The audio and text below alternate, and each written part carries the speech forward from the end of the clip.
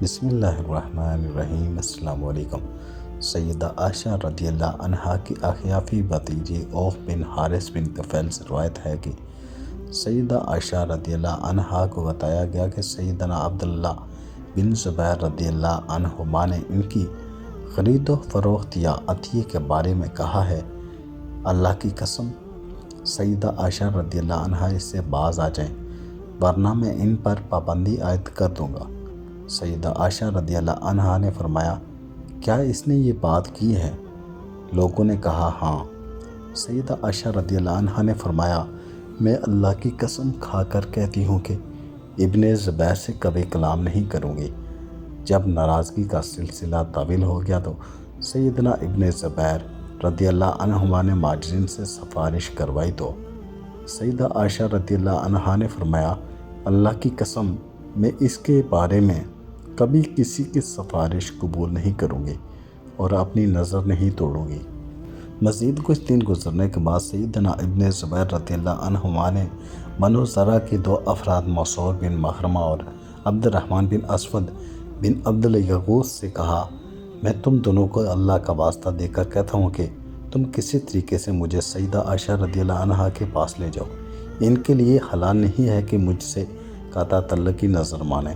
چنانچہ مسعود اور عبد الرحمن سیدنا ابن زبیر رضی اللہ عنہما کو اپنی چادروں میں چھپائے سیدہ عائشہ رضی اللہ عنہا کے پاس لے آئے اور اجازت طلب کی اور کہا، آپ پر سلامتی ہو اور اللہ کی طرف سے رحمت و برکت ہو، کیا ہم اندر آ سکتے ہیں؟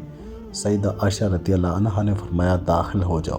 انہوں نے کہا، ام المومنین سب آ جائیں؟ فرمایا، ہاں سب آ جاؤ۔ اور انہیں پتہ نہ چلا کہ ان کے ساتھ سیدنا ابن زبیر رضی اللہ عنہما بھی ہیں۔ جب وہ اندر آئے تو سیدنا ابن زبیر رضی اللہ عنہما حجاب میں چلے گئے اور سیدہ عائشہ رضی اللہ عنہا کے گلے لگ کر اللہ کا واسطہ دینے لگے اور رونے لگے۔ ادھر پردے سے باہر مسعود اور عبد الرحمن بھی اللہ کا واسطہ دینے لگے کہ صلح کر لیں، مگر سیدہ عائشہ رضی اللہ عنہا نے سیدنا ابن زبیر رضی اللہ عنہما سے کوئی بات نہ کی اور نہ ان کی معذرت ہی قبول کی۔ وہ دونوں کہنے لگے کہ بے شک نبی کریم صلی اللہ علیہ وسلم نے قطع تلقی سے منع کیا ہے، جیسا کہ آپ جانتی ہیں کہ کسی مسلمان کے لیے حلال نہیں کہ وہ اپنے بھائی کو 3 دن سے زیادہ چھوڑے رکھے۔ راوی کہتے ہیں کہ جب انہوں نے سیدہ عائشہ رضی اللہ عنہا کو بہت زیادہ نصیحت کی اور اسلام کے اس بارے میں سختی کا بتایا تو وہ ان دونوں کو بتاتے ہوئے رو پڑی اور فرمایا، بے شک میں نے بات نہ کرنے کی نظر مان رکھی ہے اور نظر کا معاملہ بڑا سخت ہے۔ وہ دونوں مسلسل اصرار کرتے رہے یہاں تک کہ انہوں نے سیدنا ابن زبیر رضی اللہ عنہما سے بات کی اور اپنی نظر کے کفارے میں 40 غلام آزاد کیے۔ وہ اس کے بعد جب بھی اپنی نظر کا ذکر کرتی تو اس قدر روتی کہ آنسو سے ان کا دوپٹہ تر ہو جاتا۔ حضرت عبداللہ بن زبیر حضرت اسماء کے بیٹے اور سیدہ عائشہ کے بھانجے تھے۔ وہ سیدہ عائشہ کو بہت پیارے تھے اور وہ بھی سیدہ عائشہ سے بہت محبت کرتے تھے اور نہایت حسن سلوک سے پیش آتے تھے۔ حضرت عائشہ رضی اللہ عنہا نہایت سخی دل تھی، اپنے پاس کم ہی کوئی چیز رکھتی تھی۔ ایک دفعہ انہوں نے اپنا ایک گھر بیچا تو ابن زبیر رضی اللہ عنہما نے کہا کہ اگر ام المومنین اس سے باز نہ آئیں تو میں ان کے تصرف پر پابندی عائد کر دوں گا۔ حضرت عائشہ رضی اللہ عنہا اس سے شدید ناراض ہوئی اور قسم کھا لی کہ وہ ابن زبیر سے کلام نہیں کریں گی۔